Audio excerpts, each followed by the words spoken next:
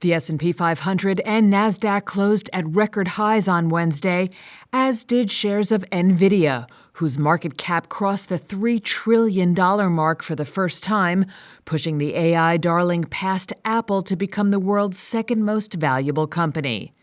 The Dow gained 0.25%, the S&P 500 rose nearly 1.2%, and the Nasdaq soared almost 2%. The May private payrolls report on Wednesday became the latest data to suggest an easing labor market, which could prompt the Federal Reserve to begin cutting interest rates this year. This followed a report on Tuesday that showed job openings fell in April to the fewest in more than 3 years. Michael Muscio is president and managing director of FBB Capital Partners.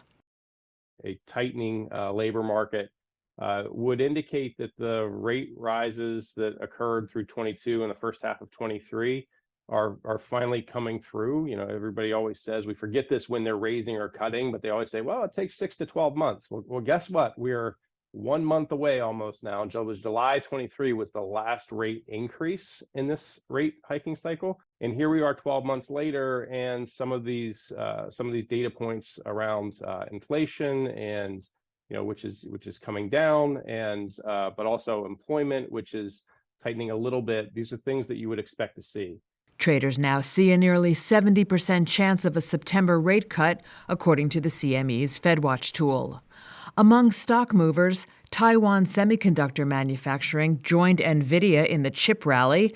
Its shares gained nearly 7%, also closing at a record high.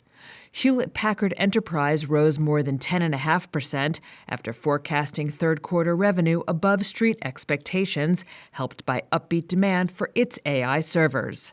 And Dollar Tree slipped nearly 5% after a disappointing quarterly profit forecast. The budget retailer said it would explore options that include a potential sale or spin-off of Family Dollar.